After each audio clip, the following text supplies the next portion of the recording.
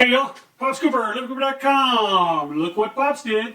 Check it out, y'all. Today I got a Coop simple how-to dye a disc golf disc for you. And this is episode 4. And in this episode, I'm going to show you how to use shaving cream in a mound to dye a disc golf disc and get this effect. And if you haven't seen my other episodes, this is episode 4. If you haven't seen the other episodes, check those out. I show you some different techniques on how to dye your disc golf disc and customize it. Like I said, in this episode, we're going to use shaving cream and iodide poly to get this effect. Y'all keep watching. Come on in here and let's get started and I'll show you how I did it. Okay y'all, let's get started with this next shaving cream dye technique, the mound technique. And for this, obviously you're going to need shaving cream, not the gel stuff. Get the foam stuff, cheap foam stuff. I think this is maybe, I don't know, $1 a can maybe, a Walmart brand. So you'll need the shaving cream foam stuff. And then iodide poly works great for this. And I think ProChem has some powders as well that works great for this. I'll be using gunmetal gray and black and blue. And you want to make sure that you put these in a little container that you label them, because as you can see they will look almost exactly the same. This is blue and this is red. I mean, you can't really tell the difference, but they are different. Make sure you label them and you keep your lids with the containers you keep them in, because they come in these little packets that are kind of vacuum sealed and not the best to keep them in, I don't think. I guess some people put them in Ziploc bags or whatever. I had these little 2-ounce containers, and so that's what I'm going to keep mine in. Inside this package of iodide poly, you got a color intensifier, and I've used this color intensifier as well when I mix it up, if I mix it up in liquid form, but we're not going to be mixing it in liquid form, we're going to be using the dry powder form. So it comes in these little, almost a vacuum seal, not quite vacuum seal, as you can see. It's got a little air in there. So we're going to take this, and this is our, what is this? This one is our gunmetal. So put it in our little container. Get out the handy dandy Swiss Army knife with the scissors. There's a little pin right on here, what it is. So we're going to remember what it is. And that's iodide poly gunmetal. And then we open it black.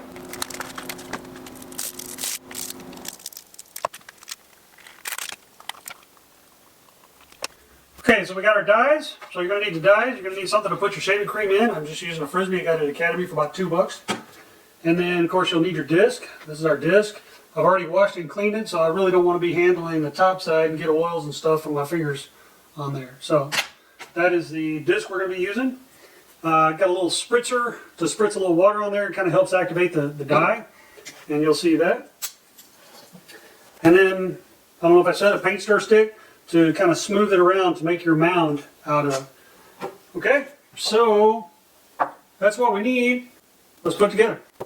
Let's see, I don't know if there's, I think this is an old can. I don't think there's anything left in here. Let's see. Yeah, no, nothing in that one. You want to shake that can up until you can't hear it anymore. That means it's mixing up and foaming up in there. Alright.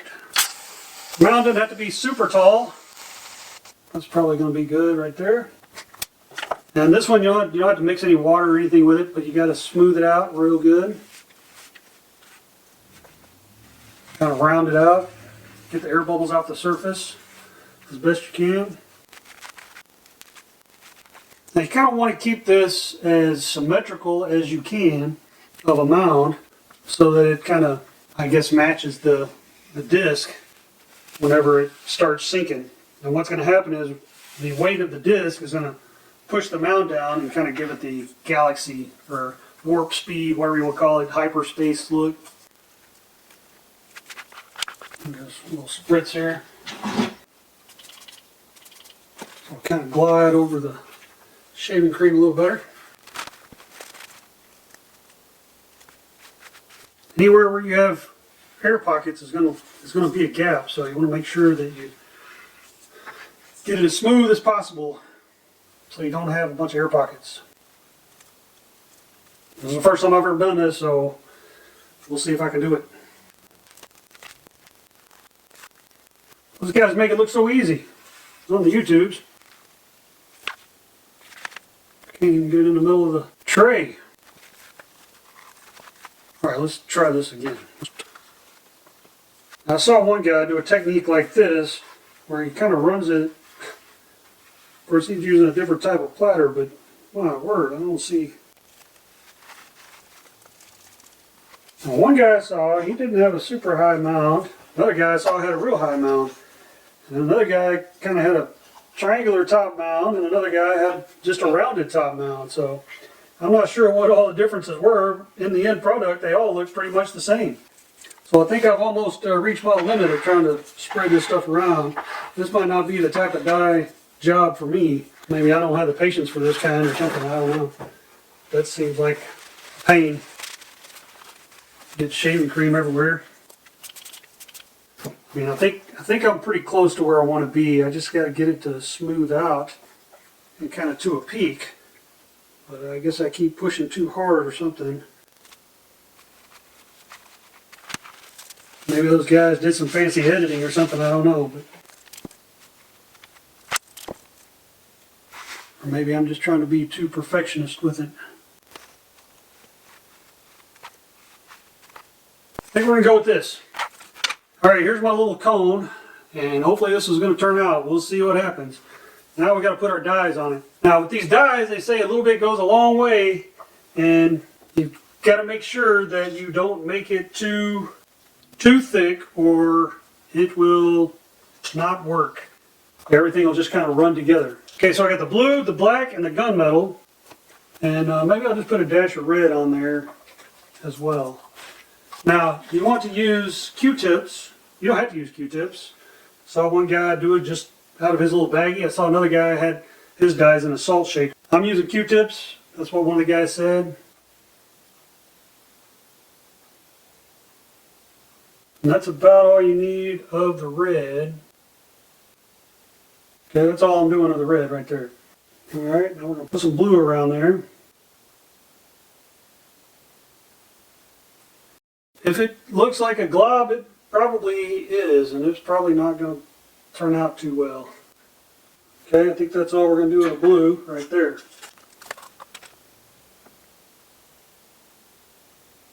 I think that's all we're going to do with the black.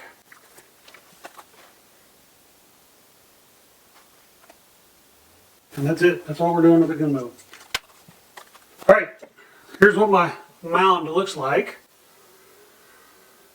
Right there. Now you kind of want to let this set a minute, or you can kind of spritz it with a little water, kind of a high level spritz, to kind of activate the dyes.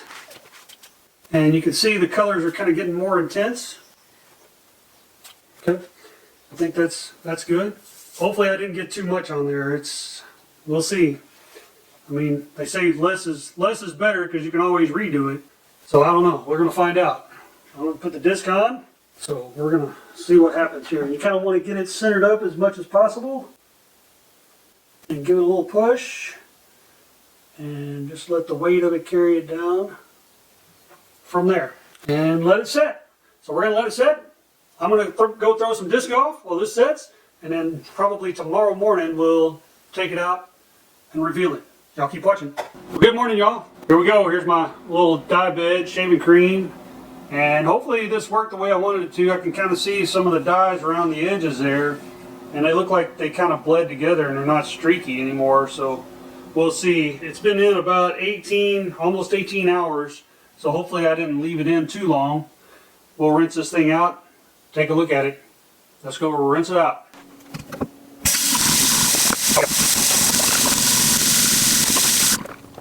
Alright, y'all, there we go. Check it out. That's how you use shaving cream in a mound to dye a disc golf disc with iodide poly. I think it looks pretty slick with the streaks in it. Kind of a hyperspace kind of look coming at you. I think it turned out great. Just what I was looking for. Hey, I appreciate you guys watching. Hopefully this video helped you out. Hopefully you enjoyed it. Hopefully you got some ideas on how to customize your own disc so you can kind of make it your own. I think this is a pretty simple way to do it. It's a simple how-to, if you will. So hopefully it helps you out. I hope you enjoyed the video. If you enjoyed it, give me a thumbs up. If you didn't enjoy it, well, you can give me a thumbs down. Either way, I understand not every video is for every viewer, and that's okay. I'm okay with that. But either way, leave some comments. Good comments, bad comments, indifferent comments, not foul comments. So we try to keep this family friendly over here. maybe tips, tricks, experiences that you've had dyeing discs that can help other people out that are watching this video, leave those tips and tricks in the comments. I would appreciate it, and I bet you they would appreciate it too. Check us out on our social media at LivingCooper on Instagram, Pinterest, and Twitter, as well as check out our blog over at LivingCooper.com. And lastly, and probably most importantly, is please subscribe. We appreciate the subscriptions. Hit that notification bell so you're notified next time we upload. And check out our other videos. We got other how-tos, we got reviews, we got travel videos. Check those out, and we'll see you guys next time. Thanks again for watching.